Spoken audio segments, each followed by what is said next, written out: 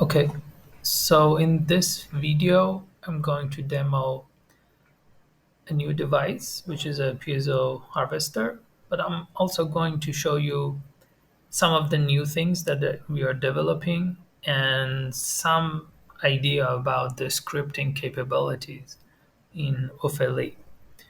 So first of all, a piezo harvester is some kind of device similar to this. There's an initial mass here and there's a piezoelectric layer. Not exactly the same thing here, but something similar for us as well.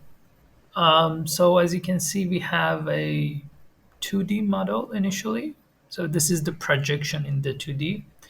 But the thing that you can do here is that you can develop the you can basically build up from the 2D layer by layer as if you're doing the manufacturing and the fabrication. So currently, it's still not finished. It's a work in progress, but you can use it through scripting if that's what you want. And also, some are not supported yet. Okay, so for example, you can see initially there's like the meshing here, and then a new layer is extruded, which is, for example, here.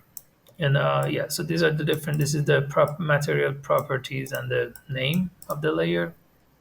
So you can have different names and yeah, so you can add extrude new layers. They keep extruding, and so here is like the piezo material, and for the plate group, piezo, yeah, and then you can also define some boundary conditions here, for example.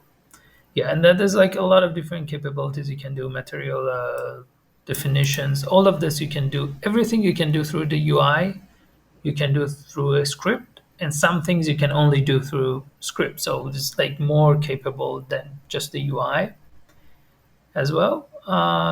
And we also have all of this in the documentation. You can go and see more things there. So here's like for the export, what kind of results you want to export. I won't get into the details of that right now. It's very complicated and uh, it takes a lot of time to explain, so I'm not going to do it in the demo. Okay, and also since this is a work in progress, so you can run it through here through convert on launch. However, it and you can see this is starting to build the matrices and like loading all the layers. All the different layers are added and loaded into it and meshed. However, this is a work in progress, and I will explain to you after this is done. So let's wait a minute for this calculation. Okay, so now the simulation is done, as you can see. It has created all the outputs and everything. However, because this feature is still in development, the feature for 2D to 3D is the stacking recreation of that and meshing that geometry. So it cannot be loaded directly.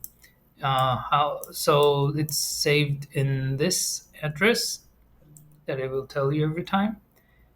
And so now we have to load that file separately, which can be done through here.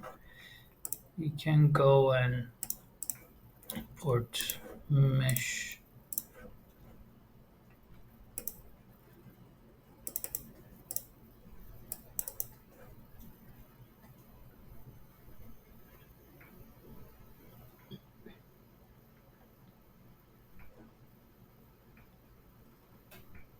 Okay, so this is the mesh that you have created here. Uh, yeah, so you can see now it's 3D. Maybe the choices could have been a more bit different. You can change the mesh if you wish. However, for our case, we assume it's not very important in this direction, so this would have sufficed. Um, and then we go to the result, and we also import the result from here. Just select this. Now you can. Okay, let me close the mesh. Yeah, so you can view the results like this. Okay, so this is the material number, which is not part of the solver result, I guess. And this one is the nodal displacement. And if we right click and then go to reference, so you can view the vibration mode number. And obviously, these are all relative displacement. And you can cycle through the different conditions that we simulated for. And you can see the results for each one. And so when you click on the table, you can also get this kind of output, or alternatively, you can export it through code, which is not covered in this demo. However, you can check it in the tutorial and the documentation. And this one is the strain energy density.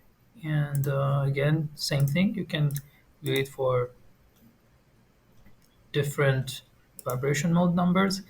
And the mesh number, because this is a demo, is not maybe enough, so that's why it looks like this. But if you want, you can increase the mesh numbers and get a higher resolution result.